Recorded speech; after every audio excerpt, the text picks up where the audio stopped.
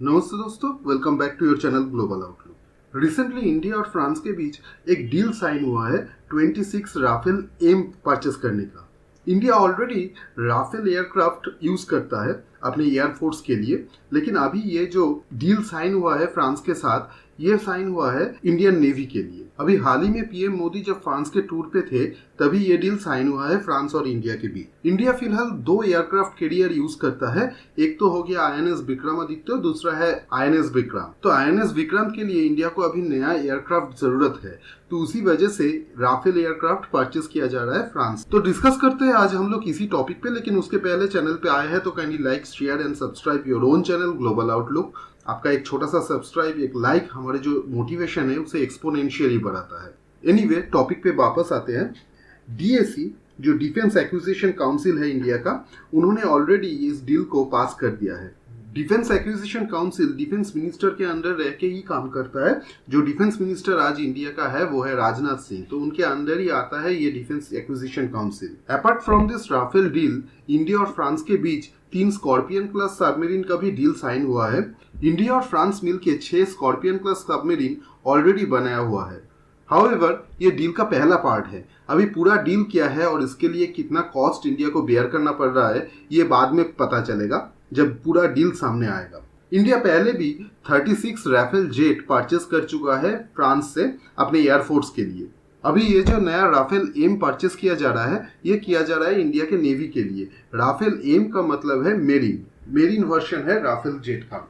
ये जो marine version है राफेल जेट का, ये केपेबल है एयरक्राफ्ट कैरियर से टेक ऑफ एंड लैंडिंग करने के लिए। इसके अलावा भी राफेल एम में बहुत ज्यादा एडवांस फीचर भी ऐड किया गया है। राफेल एम एक ट्विन इंजन फाइटर जेट है जो कि डैसो कंपनी प्रोड्यूस करता है। राफेल में मीटियोर जो बियॉन्ड विजुअल रेंज मिसाइल है, या फिर hammer air to surface smart weapon system है, स्कैल्प क्रूज मिसाइल और मॉडर्न सेंसर और रैडर है जो कि डिटेक्ट और अटैक करने के लिए हेल्प करता है। राफेल एम का जो पेलोड कैपेसिटी है वो भी काफी अच्छा है, लेकिन राफेल का जो मेरीन वर्जन है वो और भी थोड़ा ज्यादा एडवांस है। राफेल का जो मेरीन वर्जन है वो एक फोल्डेबल विंग के साथ आता है, ताकि इसको एयरक्राफ्ट कैरियर में आसानी से पार्क किया जा सके। क्योंकि एयरक्राफ्ट कैरियर में जगह इतना शॉर्ट होता है, तो वहां पे फोल्डेबल विंग होने से आसानी होता है एयरक्राफ्ट को रखने के लिए। ज्यादा से ज्यादा एयरक्राफ्ट रख पाते हैं एयरक्राफ्ट कैरियर के ऊपर। राफेल एम में जाम्पस्टार टेक्नोलॉजी को यूज किया गया है ताकि ये ज्यादा शॉक एब्जॉर्ब कर सके जब एयरक्राफ्ट लैंड या फिर टेक ऑफ कर रहा है। इसके अंदर एंटीशिप मिसाइल भी दिया गया है। इसके साथ साथ बहुत ही एडवांस किस्म का रैडर और सेंसर का यूज किया गया है राफेल एम में, ताकि ये अपने टारगेट को आसानी से डिटेक्ट कर सके और उसको डिस्ट्रॉय भी कर सके। इसके पहले जो एयरक्राफ्ट इंडिया यूज करता था, मतलब विक्रमादित्य में जो एयरक्राफ्ट आपको देखने के लिए मिल जाएगा, वो है मिग 29K, जो कि एक रशियन मेड एयरक्राफ्ट है। मिग 29K का जो सर्विस सीलिंग है वो करीबन 65,000 फीट एल्टीट्यूड से उड़ सकता है, और वहीं पे राफेल का जो सर्विस सीलिंग है वो है लगभग 50,000 फीट के एल्टीट्यूड। लेकिन राफेल में ऐसे कई खूबियां है जो कि मिग 29K से इसे एक बेहतर एयरक्राफ्ट बनाता है।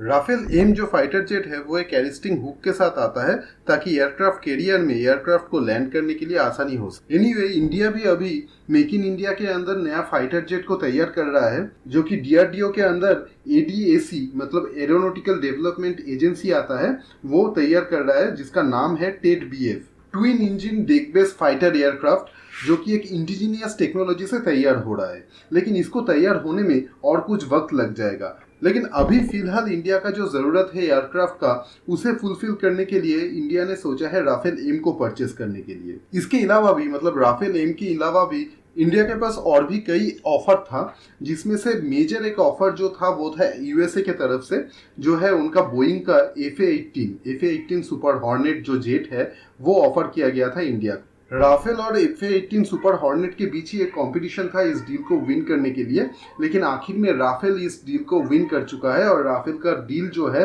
वो भी फाइनल हो चुका है। क्योंकि इसका एक मेजर रीजन ये है कि India already Rafale fighter jet जो है वो यूज कर रहा है।